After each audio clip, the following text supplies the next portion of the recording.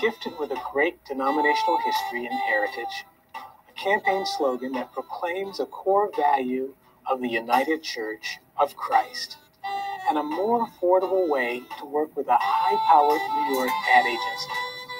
What's left?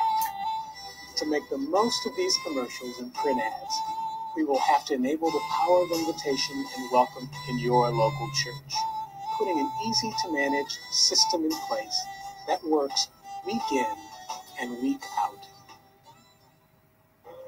I now attend Pilgrim Congregational United Church of Christ in Cleveland, Ohio.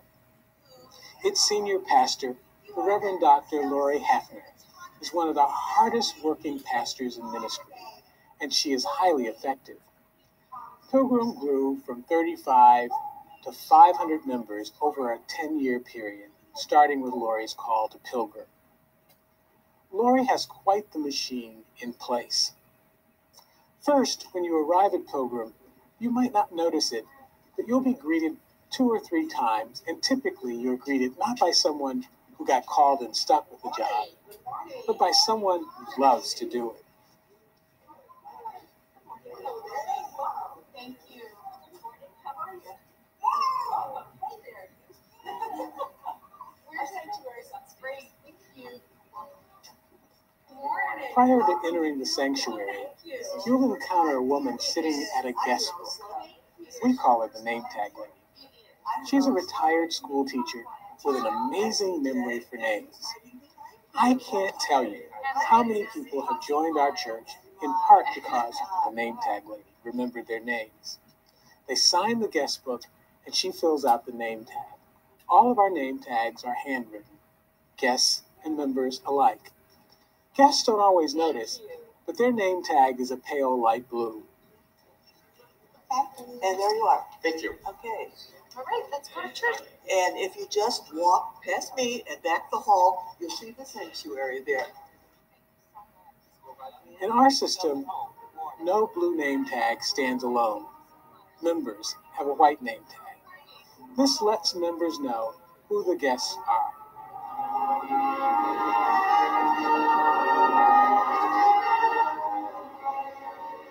On that baptism day, your name becomes Christian.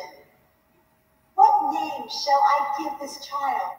The Good News team members are trained to listen, ask questions, share appropriately, and gather information that is useful for follow-up or for making connections. They share this information with the pastor or whoever is writing the thank you note. Such a note is written, usually handwritten, within 48 hours and often contains information that shows that the guest was listened to. The name tag lady also takes attendance. We don't take it to be nosy. We take it as a way to know what's happening to people who drop out or disappear after regular attendance. There are receptacles for discarded name tags. Someone from the Good News team is assigned the task of collecting those name tags and placing all names, visitors and members alike, alphabetically on a huge rack in the church lobby. Placing a visitor's name tag on the rack is one of the first steps in closing the deal with a prospective new member.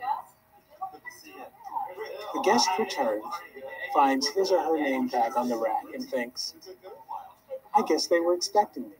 And guess what? We were.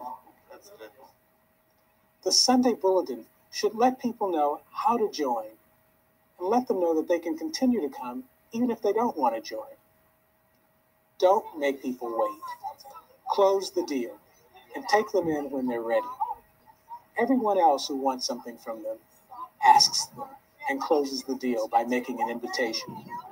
Many people leave our churches thinking we don't care whether or not they return. The commercials we are about to release are not a magic bullet. There's no way around it. If you want new members, the pastor and the members must invite people to church. The commercials prepare people to receive an invitation and will increase their likelihood of saying yes. Does your church actively invite others into its worship and ministry? Do visitors feel welcome in your church? Learning from the success of Pilgrim Congregational United Church of Christ, are there things you can do better to be a visible witness and an active presence of God's radical and all-inclusive welcome?